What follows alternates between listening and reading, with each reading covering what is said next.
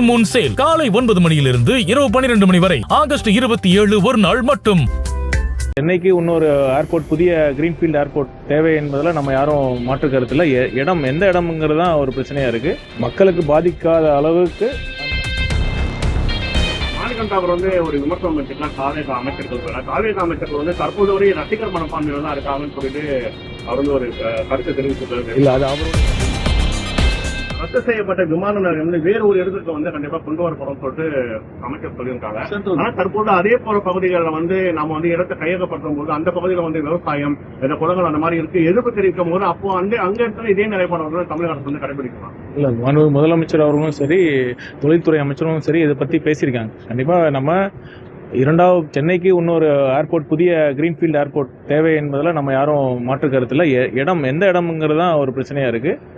நீங்கள் வெயிட் பண்ணி பாருங்கள். அரசு நம்ம சொல்லியிருக்கோம், ஐடென்டிஃபை பண்ணிட்டு இருந்த ப்ராசஸில் இருக்கோம். மக்களுக்கு பாதிக்காத அளவுக்கு அந்த நம்ம திட்டம் எந்த வளர்ச்சி திட்டங்களாக இருந்தாலும் அதுதான் கொண்டு வரணும். அது ஒரு balance between development and people, அதை நம்ம கொண்டு வரணும். ஏதாவது வாய்ப்புகள் ஏதாவது இருக்கு? அதிலேயே கார்கோ பிரிவு சென்னை ஏர்போர்ட்லேயே விரிவாக்கத்துக்கு ஏதாவது வாய்ப்பு? அதான் நம்ம சொல்லிட்டு இருந்தோமே. நம்ம இப்போ நம்ம இன்னொரு 55 மில்லியன் பெர் ஆனம் பயணிகளை நம்ம கையாளுறதுக்கான வசதிகள் நம்ம எடுக்க தான் போகிறோம். இது ஒரு பக்கம் பேரலாக போயிட்டே இருக்கும். இன்னொரு பக்கம் நம்ம புது ஏர்போர்ட் பண்ணுறதுக்கு நம்ம முயற்சிகள் எடுத்துட்டு தான் இருக்கோம்.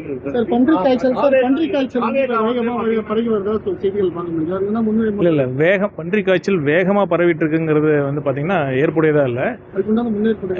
அதாவது பார்த்தீங்கன்னா கடந்த காலத்தில் இந்த ஆகஸ்ட் இந்த தேதி வரைக்கும் பார்த்தீங்கன்னா 1258 கேஸ் இருந்தது. இப்போ 1500-300 கேஸ் கொஞ்சம் அதிகமாக இருக்குது. இது என்னென்னா நம்ம அதிகமாக டெஸ்ட் பண்ணுறோம்.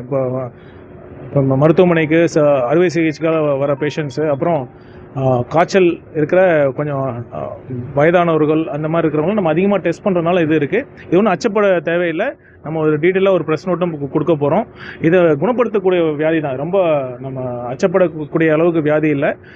இப்போ வயசானவர்கள், ஏற்கனவே உடல் உபாதைகள் இருக்கிறவங்களுக்கு தான் அதை நம்ம கொஞ்சம் அச்சப்படணும். மற்றபடி நமக்கான தேவையான மருந்துகள் நம்மகிட்ட கைவசம், டாமிஃப்ளூங்கிற மாத்திரைலாம் நம்ம போதிய அளவில் இருக்குது. நம்ம அரசு தொடர்ந்து கண்காணிச்சுட்டு தான் இருக்கோம். இது அச்சப்பட தேவையில்லை. எதிர்கட்சியா இருக்கும் பொழுது பார்த்தீங்கன்னா என்ன சொல்லியிருக்காருன்னா, அதாவது தூய்மை பணியாளர் தொடர்ச்சியா அவங்க தமிழகத்தில் போராட்டம் பண்ணிட்டு இருக்காங்க. அது மாதிரி உரிய நடவடிக்கை அப்போது இருக்கக்கூடிய அரசு எடுக்கலாம்னு சொல்லிட்டு நிறைய விமர்சனம் வச்சிருக்காங்க.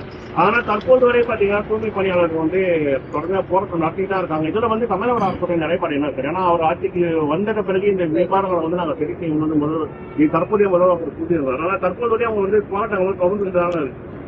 இல்லை, அதாவது நம்மளுடைய அமைச்சர்கள்லாம் அவங்களோட சந்தித்து பேச்சுவார்த்தை நடத்திட்டு தான் இருக்கிறோம். சென்ற காலத்தில் பார்த்தீங்கன்னா பேச்சுவார்த்தை கூட நம்ம கூப்பிடல, அழைச்சி அவங்ககிட்ட பேசவே இல்லை. நம்ம பேசிட்டு தான் இருக்கோம். கூடிய விரைவில் ஒரு சுகமான முடிவு எட்டப்படும்.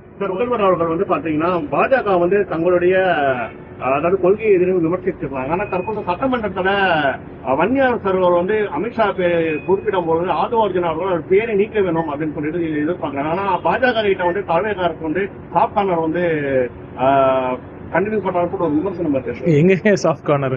எந்த நம்ம ஒன்றிய அரசை, அதாவது பாஜக அரசை நம்ம உண்மையாக எதிர்க்கிற ஒரே கட்சி இப்போ தமிழக வெற்றி கழகம் தான்.